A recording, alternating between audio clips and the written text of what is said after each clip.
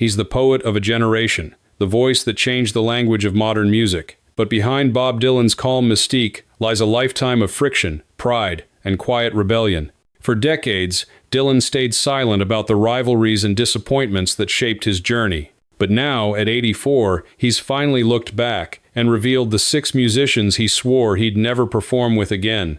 Let's dive into the stories of the people who challenged, frustrated, and even inspired one of music's greatest songwriters.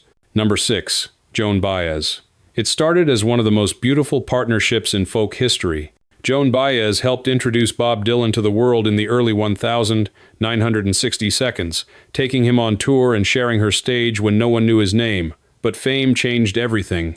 When Dylan's career took off, he left Baez behind without a word. Baez later said, "He cut me off mid-song and mid-life." They reunited decades later, but the wound never fully healed.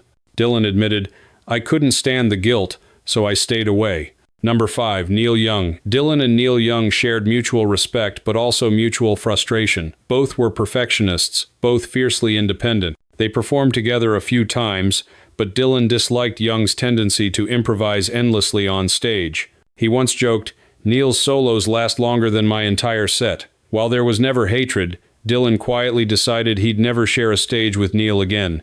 Too much freedom, not enough rhythm. Number 4. Joni Mitchell. 2 lyrical giants, both brutally honest, both allergic to compromise.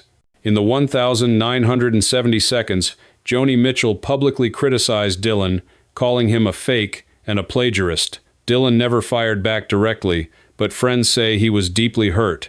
When asked if he'd ever perform with Joni again, Dylan simply said, "Why would I? She doesn't like my kind of truth." Their silence since then says everything.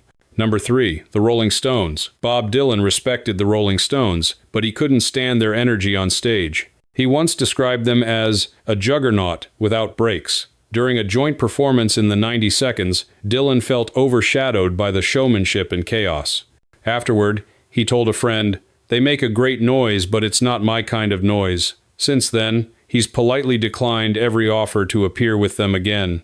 Number 2. Bruce Springsteen. Many see Bruce Springsteen as Dylan's spiritual successor, and that's exactly what bothered him. Dylan once said, "They called him the new me before I was even finished being me." Though the two shared admiration, Dylan grew tired of comparisons and media narratives. He performed with Bruce once, in the early 1980 seconds, but later admitted it felt forced. He respected Springsteen, but vowed he'd never step on the same stage again, not out of anger, but to protect his own legacy. Number 1. Paul Simon. The rivalry between Bob Dylan and Paul Simon goes back to the late 1960 seconds. Both were master songwriters, and both wanted the crown of lyrical genius. Simon once mocked Dylan's singing, calling it a nasal mumble with too much praise. Dylan fired back years later, saying, "I like Paul, but I don't like being imitated." They performed together once in 1999, and that was enough.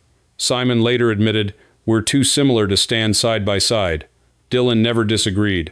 After all the feuds, the rivalries, and the creative clashes, Bob Dylan learned one truth: that genius rarely works well in groups. He once said, "Collaboration is beautiful, until it isn't.